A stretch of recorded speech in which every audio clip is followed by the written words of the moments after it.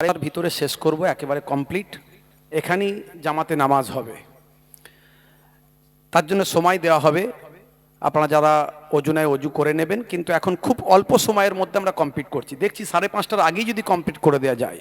দুই একটি কথা বলবো, আমার পরে আশা করি আর কেউ নেয়। আমার ভাতিজা আসছেন রাস্তায়, যদি উনি এসে পৌঁছাতে পারেন 5:30টার ভিতরে, ওনাকে দিয়ে দোয়াটা আমরা করিয়ে নেব। তো যাই হোক, প্রথমেই আমার বক্তব্য যারা শুনছেন, লেকচারার্স অ্যাসোসিয়েশন অফ বেঙ্গলের অবজারভার হিসাবে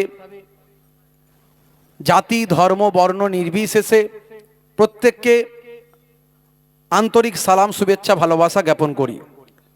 লেকচারার্স অ্যাসোসিয়েশন অফ বেঙ্গল, যাদেরকে আপনারা ওয়াজের ময়দানে দেখেন, যাদেরকে দাওয়াত করার জন্য বছরের পর বছর আপনাদের অপেক্ষা করতে হয়, এই রকম প্রায় 100 জন আলেম নিয়ে গঠিত হয়েছে লেকচারার্স অ্যাসোসিয়েশন অফ বেঙ্গল। অনেকে আজকে আসতে পেরেছেন, অনেকে আসতে পারেননি, অনেকে এসে চলে গেছে।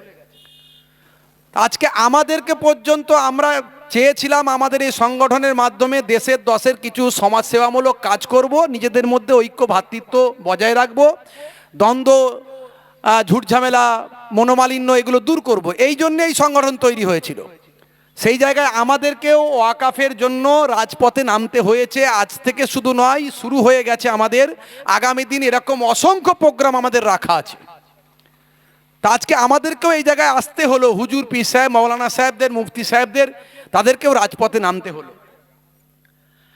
আমি প্রথমেই বলবো, এই লড়াইটা হিন্দু মুসলমান খ্রিস্টান জৈন এসবের মধ্যে নয়। এই লড়াইটা সংবিধানকে কেন্দ্র করে লড়াই। ওয়াকাফের সম্পত্তি আমাদের পূর্বপুরুষদের রেখে যাওয়া সম্পত্তি, মুসলমানদের অধিকারে থাকবে, তারা ইউটিলাইজ করবে, ব্যবহার করবে। তাদের আফটার জেনারেশন দুস্থ অসহায় মানুষেরা সমাজের মূল স্রোতে আসবে, এই জন্যে ওয়াকাফের সম্পত্তি। সেটা কোথায় লেখা আছে? সেটা সংবিধানের লেখা আছে, আর্টিকেল 14, আর্টিকেল 25, 26। এখানে আমার ধর্ম পালনের স্বাধীনতার কথা সংবিধানে উল্লেখ আছে। সেই সংবিধানকে পাল্টে দিয়ে এই লেজুর সরকার, আপনারা জানেন যে সরকার একা একা দাঁড়াতে পারেনি, যে সরকার কুজো চিত হয়ে শুতে পারেনি, সেই সরকার 4 জনকে সঙ্গে নিয়ে আজকে ভারতবর্ষের 25 থেকে 30 কোটি মুসলমানের হৃদয়ে আঘাত এনেছে। তবে আমি প্রথমেই বলবো, আজকে ওয়াকাফের উপর আঘাত এসেছে, এরপরে কিন্তু দলিত আদিবাসীদের জল জঙ্গলের অধিকার আছে, তাদের সম্পত্তি আছে, সে আঘাত আসবে। তারপর শিখ পাঞ্জাবিদের গুরুদুয়ারা, তাদের হাজার হাজার বিঘে সম্পত্তি আছে, সেখানে আঘাত আসবে। সর্বশেষ আমার বিশ্বাস, আমার অমুসলিম হিন্দু ভাইদের যে সম্পত্তিগুলো আছে, বিভিন্ন মন্দিরের হাজার হাজার একর সম্পত্তি, সেগুলোও কিন্তু স্যাকরা বলে আমরা জানি যে স্যাকরা অনেক সময়, সবাই নয়, স্যাকরা নিজের বাইরের লোকের সোনা চুরি করতে করতে নিজের ঘরের মায়েরও সোনা চুরি করে। চোর বাইরের ঘরে চুরি করতে করতে নিজের পাড়া প্রতিবেশীরও চুরি করে। আমি আপনাদের বলবো, এই লড়াইটা কোনো হিন্দু ভাইদের বিরুদ্ধে নয়, কোনো খ্রিস্টান জৈন বৌদ্ধের বিরুদ্ধে নয়, বরং আপনারা দেখেছেন পার্লামেন্টে বিভিন্ন রাজনৈতিক দল, যে দলগুলোর ম্যাক্সিমাম এমপি এমএলএ এমপি যারা সবাই কিন্তু হিন্দু, তারা কিন্তু এই ওয়াকাফের জন্য তারা গলা ফাটিয়েছেন, আমাদের জন্য লড়াই করেছেন। সেই শুধু তাই নয়, পার্লামেন্টের ভিতরে শুধু নয়, পার্লামেন্টের বাইরেও সারা ভারতবর্ষে দেখুন, সর্দারজিরা আমাদের সঙ্গে সাথ দিয়েছেন, আমাদের সঙ্গে খ্রিস্টান ভাইরা সাথ দিয়েছেন, আমাদের সঙ্গে আদিবাসী ভাইরা সাথ দিয়েছেন, এমনকি আমাদের সঙ্গে সেকুলার যারা হিন্দু সেই সমস্ত মানুষেরাও আমাদের সঙ্গে সাথ দিয়েছেন, আমাদের জন্য লড়াই করছেন। তারা বলছেন এটা সংবিধানকে পাল্টে দেওয়ার চক্রান্ত হচ্ছে। আজকে এরা মুসলমানদের অধিকারের উপর আঘাত এনেছে, জানে মুসলমানদের যদি দমিয়ে দেওয়া যায়, মুচড়ে দেওয়া যায়, তাহলে আগামী দিন খ্রিস্টান পাঞ্জাবি, এদেরকে দমাতে বেশি সময় লাগবে না। মনে রাখবেন, এই কুঁজো দলটি ভারতবর্ষে ভোট পেয়েছে মাত্র 34%। ভারতবর্ষে 34% ভোট পেয়ে এরা লোকসভায় গিয়ে রাজত্ব করছে, প্রধানমন্ত্রী নির্বাচন করেছে। কিন্তু মনে রাখতে হবে, এরা কুঁজো, অন্যের পায়ে ভর করে দাঁড়িয়ে আছে। 4 জনের পায়ে ভর করেছে, নীতিশ কুমার, চন্দ্রবাবু নাইডু থেকে শুরু করে এদের পায়ে ভর করে দাঁড়িয়ে আছে। এই গাদ্দারগুলো আমাদের সঙ্গে গাদ্দারি করেছে, সারা ভারতবর্ষের মুসলমানেদের চিনেছে। আগামী দিন এদেরকে মুক্তর জবাব দেওয়া হবে ইনশাআল্লাহ। আমি এটুকু বলতে পারি, এরা ক্ষমতায় এসেছে 34% ভোট নিয়ে, কিন্তু ভারতবর্ষের 66% মানুষ এদেরকে বয়কট করেছে। অতএব আমাদের ভয় পাওয়ার কিছু নাই। ভারতবর্ষের 66% মানুষ আমাদের সঙ্গে আছে, ওয়াকাফের সঙ্গে আছে। আগামী দিন এই লড়াই আমরা জিতবো ইনশাআল্লাহ। আমি আপনাদের কাছে বলতে চাই খুব সংক্ষেপে 2-1টি কথা। আমরা টুপি সবাই মাথায় দিয়ে ওয়াকাফের মিটিংয়ে আসতে হবে এমন কথা নয়। এটা শুধু মুসলমানদের জন্য নয়, সংবিধান শুধু মুসলমানদের নয়। সংবিধানের একটা জিনিস পাল্টে দিয়েছে এরা, ওয়াকাফ। এরকম হাজারো জিনিস সংবিধান আছে, পাল্টে দেবে নিশ্চয়। প্রত্যেকটা মুসলমানের ইমানি দায়িত্ব এরকম মিটিং মিছিলে অ্যাটেন্ড করা এবং ওয়াকাফের জন্য লড়াই করা। কিন্তু আমরা সবাই যে টুপি মাথায় দিয়ে আসতে হবে মুসলমানদের মিটিং, সবাই যে নারে তাকবীর আল্লাহু আকবার ঘন ঘন দিতে হবে তা নয়। কারণ আমাদের সঙ্গে হাজার হাজার লক্ষ লক্ষ ভাই আমার হিন্দু, খ্রিস্টান, ভাই আমার শিখ, পাঞ্জাবি তারা অংশগ্রহণ করছে। তাদেরকেও বুঝিয়ে দিতে হবে আমরা শুধু ওয়াকাফের জন্য লড়ছি না, আমরা লড়ছি ভারতবর্ষের সংবিধানকে বাঁচানোর জন্য। আমি আপনাদের কাছে এটুকু বলবো, এই বিল কি উইথড্র করানো সম্ভব? নিশ্চয় সম্ভব।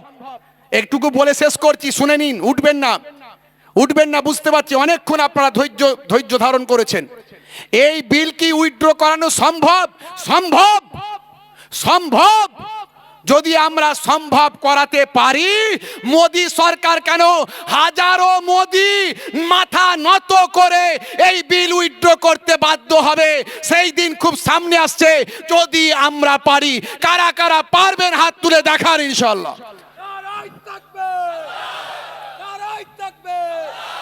বিজেপির কালো হাত ভেঙে দাও, গুড়িয়ে দাও। বিজেপির কালো কানুন মানছি না।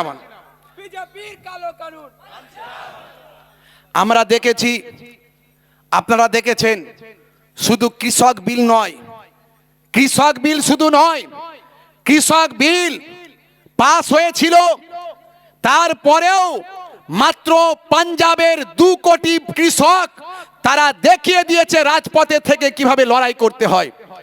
শুধু কৃষক বিল নয়, এরকম অনেকগুলো বিল পাস হয়েছিল, কিন্তু সরকারকে পরবর্তীকালে এই রকম আন্দোলনের ঠেলায় চাপে পড়ে মাথা নিচু করে নাক ঘিসড়ে তাদেরকে সেই বিলগুলোকে উইথড্র করতে হয়েছে।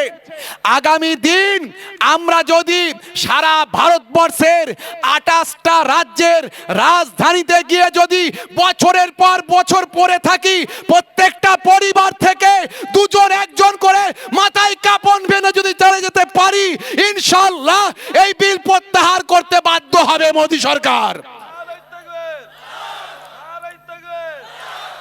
আমাদেরকে দিল্লি যাওয়ার প্রয়োজন নাই।